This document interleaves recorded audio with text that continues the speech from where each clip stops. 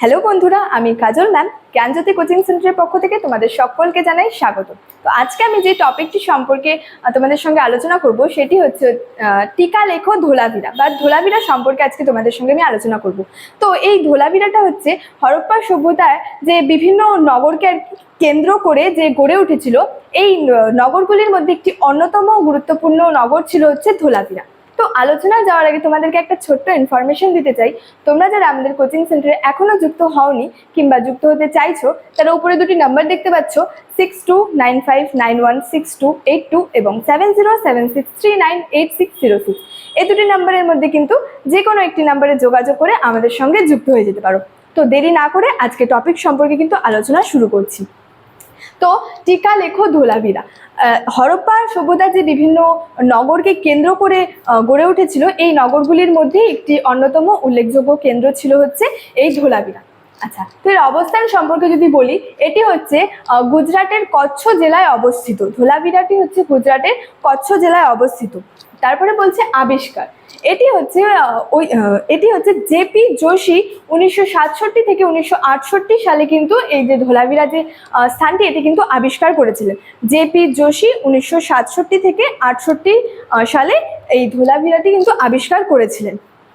আচ্ছা, এখানে যে ধোলাভিরার একটি হচ্ছে সর্বাপেক্ষা যে একটি বলা যায় যে বিস্ময়কর বা যে আশ্চর্যজনক একটি হচ্ছে স্থাপত্য ছিল, এখানে যে দুর্গগুলি ছিল সেটি।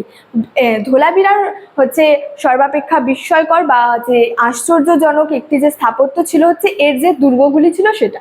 আচ্ছা, নেক্সট বলছে হচ্ছে ধোলাভিরার যে প্রধান বিভাগ। তো হরপ্পা সভ্যতা বা যে সিন্ধু সভ্যতা হচ্ছে প্রত্যেক শহরগুলিকে হচ্ছে দুটি ভাগে কিন্তু বিভক্ত ছিল, এবং বলা হয়েছে যে শুধুমাত্র সেখানে হচ্ছে যে ধোলাভিরা যে শহরটি ছিল বা নগরটি যে ছিল, এটি কিন্তু হচ্ছে প্রধান হচ্ছে তিনটি ভাগে বিভক্ত। মানে এই ধোলাভিরার প্রধান বিভাগ ছিল তিনটি ভাগে এটি বিভক্ত ছিল। তো দুর্গ ছিল এখানে, তারপরে বলা হয়েছে যে মধ্য যে নগর বা যে শহর ছিল, এবং বলা হয়েছে নিম্নের বা যে নিচুর যে নগরগুলি বা শহরগুলি ছিল সেগুলি। মানে এই যে ধোলাভিরার প্রধান হচ্ছে তিনটি ভাগে বিভক্ত ছিল, দুর্গ এবং হচ্ছে যে মধ্য নগর বা শহর, এবং নিম্নের যে বা নিচু যে নগরগুলি বা শহরগুলি ছিল সেটি। এবং এখানের হচ্ছে একটি হচ্ছে প্রাচীন যে স্টেডিয়ামের হচ্ছে আর কি পাওয়া যায়, এখানে একটি প্রাচীন স্টেডিয়াম পাওয়া গিয়েছিল বলা হয়েছে। আচ্ছা, তারপরে বলছে যে সম্পদের উৎস।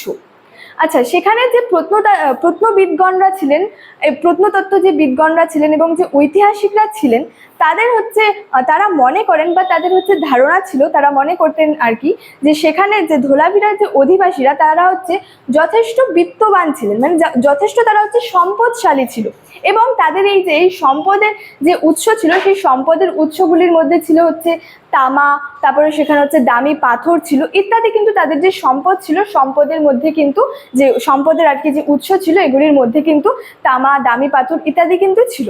তো স্টুডেন্ট, এই ছিল আমার আজকের ক্লাসটি ধোলাভিরা সম্পর্কে। ভিডিওটি তোমাদের কেমন লাগলো অবশ্যই আমাকে কমেন্ট করে জানিও, এবং ভিডিওটি ভালো লাগলে তোমাদের বন্ধুদের সঙ্গে কিন্তু শেয়ার করতে ভুলবে না। দেখা হচ্ছে তোমাদের সঙ্গে পরবর্তী ভিডিওতে। Thank you so much, thanks for watching.